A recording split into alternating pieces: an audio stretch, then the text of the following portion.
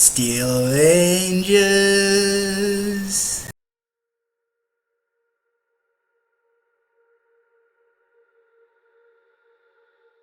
It is November 21st. It is balmy 36 degrees outside, though we are promised a little bit of sun this afternoon.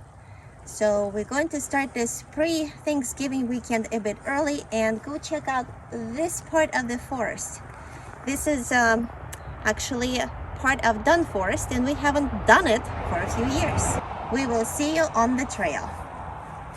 On the way to the trailhead, at one point the road looked like the universe ended just beyond the curve. Bright clothes and neon orange hats are always a good idea at this time of the year.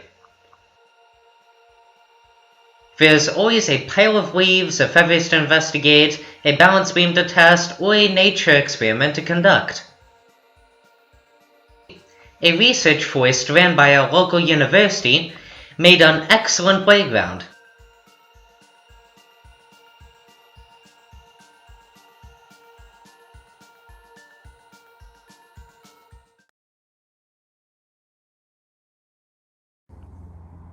It's a little cold. A frame of reference. It is just about 1 o'clock in the afternoon. We can finally almost see the sun.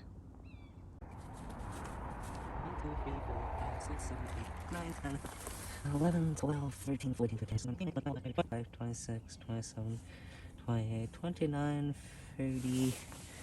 I lost count. 29, I can't count the rest of those. You're off. 50, 51, 52, 53, 54, 55. 55 years old. Feel free to zoom in and try it yourself.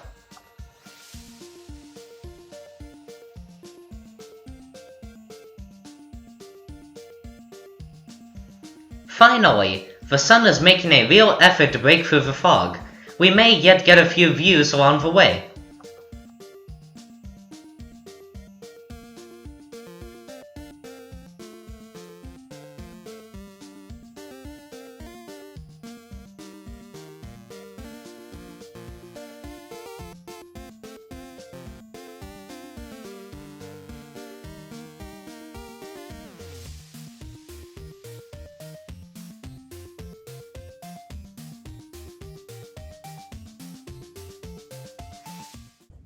We are at about 1.5 miles and we have another 3 times that much to go.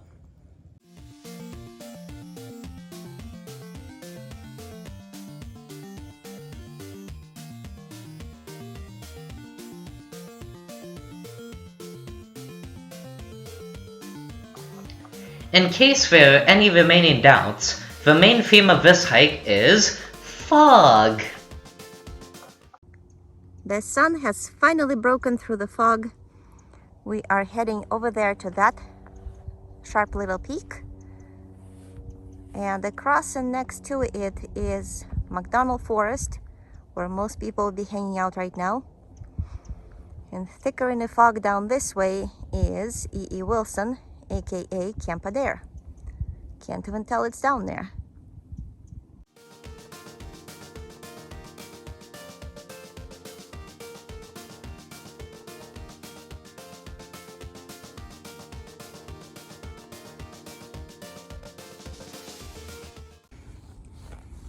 Okay, Theodore Roosevelt, where are we heading next?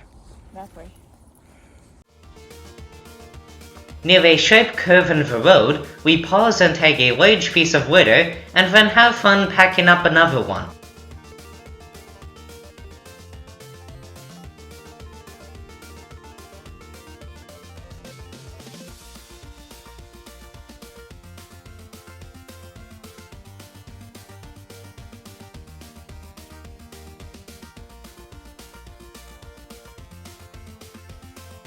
This particular road is relentless. It weaves in and out of the forest and hops up and down an elevation, just enough for us to fade in and out of the fog.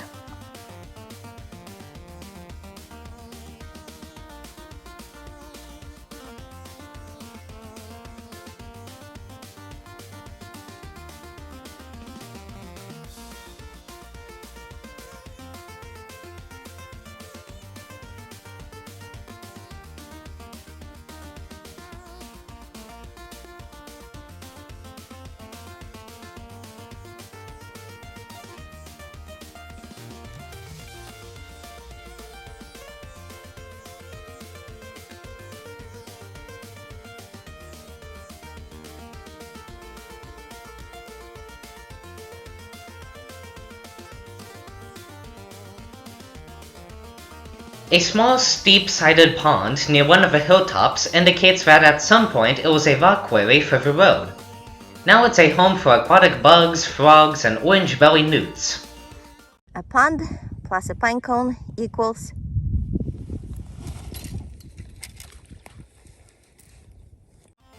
While the lead ranger was shaking rocks out of his boots, the head ranger checked out a short offshoot. In front of us, a beautiful view. It's a fog bank, but we know there are mountains and hills behind it. There's that popular tree ridge right there.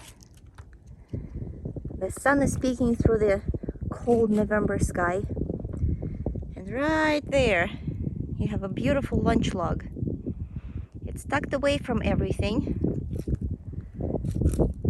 so we might come back here later. Today, our destination is still way back there. Once we get to the top of that, we'll see what the view is like.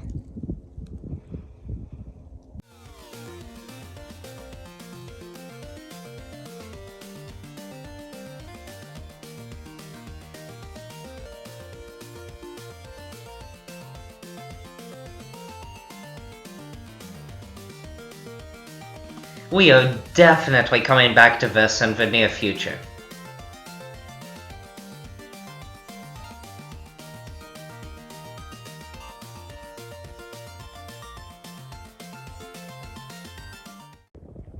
I was just up on the ridge, right over there, and now we hiked up a few more feet on the road and have this beautiful view in front of us. That right there is Mount Hood, and just a bit to the left of that is Mount Adams. Mount Hood is about 100 miles away from us, and Mount Adams close to 150 miles. But right now, they're sticking out as if they're right in front of us. And this, ladies and gentlemen, is why we hike.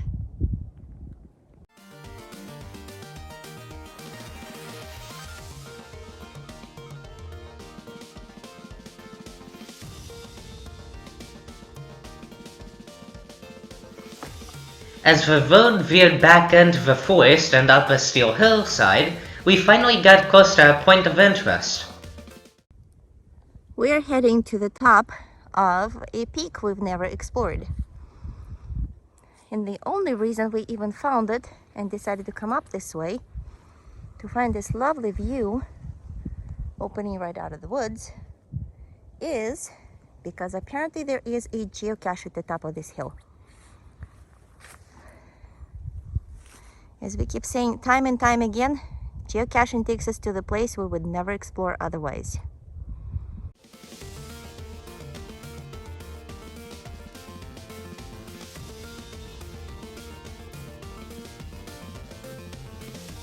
While one of us was soaking up the views and tagging lunch logs for a return trip, the other one got to locate the geocache.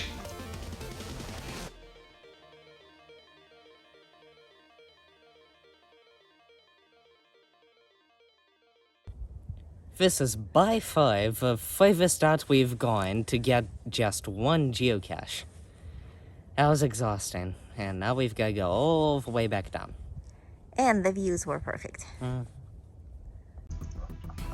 It's a good thing this was a quick cache. By the time we rolled off a peak and set to retracing our steps, the horizon cycled through every shade of pink and started morphing into deeper blues. Judging by the steam coming off of us, it was getting colder too. As the last of the reds faded from the sky, we had 3 miles to get back to the car with only one way to do it: walking as fast as our legs could take us. We investigated an offshoot in hopes that it would be a shortcut to get back. In the end, logic prevailed. We chose to take a longer path on the winding road we know, instead of bushwhacking through the unknown harvested area in the dark.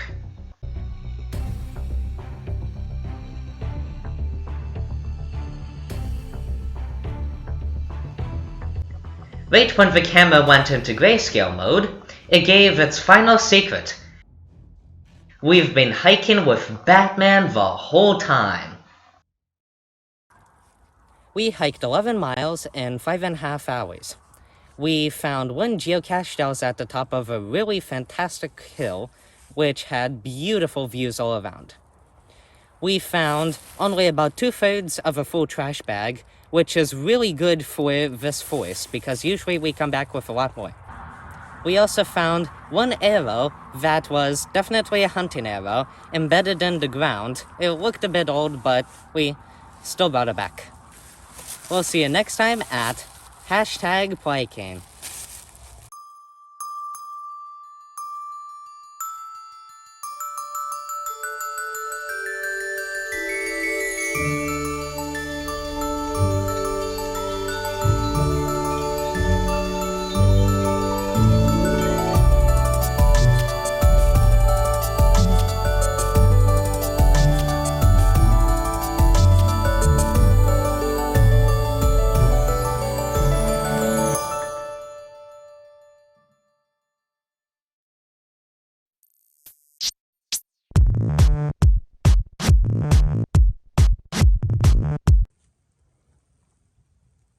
Go.